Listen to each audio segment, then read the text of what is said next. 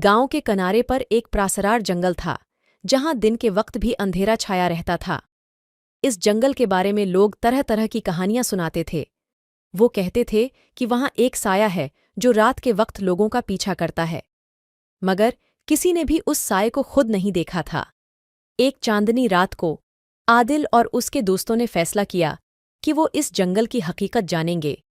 वो सब बहुत बहादुर थे और उन्हें उन कहानियों पर यकीन नहीं था। उन्होंने अपने साथ टारिच और कुछ खाने पीने की चीजें ले लें और जंगल की तरफ चल पड़े। जब उन्होंने जंगल में कदम रखा तो हर तरफ खामोशी थी। दरख्तों के पत्ते सरसराते थे और रात की हवाएं अजीबो-गरीब आवाजें पैदा कर रही थीं। आदिल और उसके दोस्तों को जल्द ही एहसास हो गया कि ये जंगल वाकई बहुत खौफनाक है, मगर उन्होंने अपनी हिम्मत को बरकरार रखा और आगे बढ़ते रहे। थोड़ी देर बाद उन्हें एक झलक दिखाई दी। ये एक साया था जो दरख्तों के पीछे से झांक रहा था।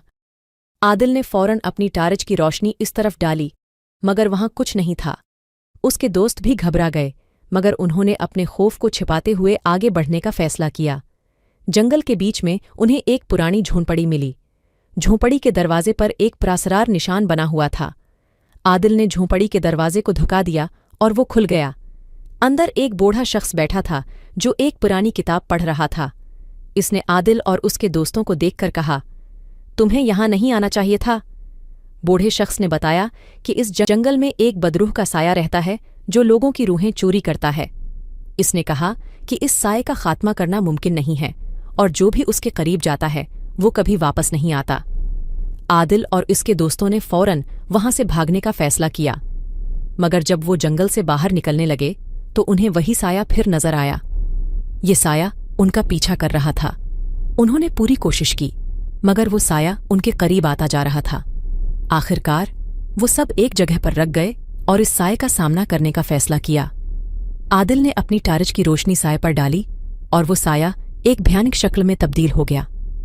उसने एक चीख मारी और आदिल और उसके दोस्त बेहोश हो गए। जब आदिल को होश आया तो वो अपने बस्तर पर था। उसने सोचा कि शायद ये सब एक ख्वाब था, मगर जब उसने अपने दोस्तों से बात की तो सबने वही कहानी सुनाई। वो सब जंगल से बचकर वापस आ गए थे, मगर उनके दिल में एक खौफनाक हकीकत छिपी हुई थी।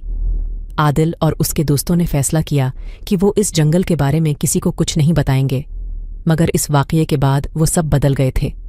उनके चेहरों पर हमेशा एक खौफ सा रहता था। वो जान गए थे कि कुछ साये ऐसे होते हैं जो कभी पीछा नहीं छोड़ते। ये कहानी हमें ये सिखाती है कि बाज़ औक़ात जो चीज़ें हमें नज़र नहीं आती वो भी हमारे वजूद को मुतासिर कर सकती हैं। आदिल और उसके दोस्तों की हिम्मत और बहादुरी के बावजूद वो एक ऐसी हकीकत का सामना कर रहे थे जो उनकी समझ से बाहर थी। उनका ये तजुर्बा उन्हें हमेशा के लिए बदल गया था।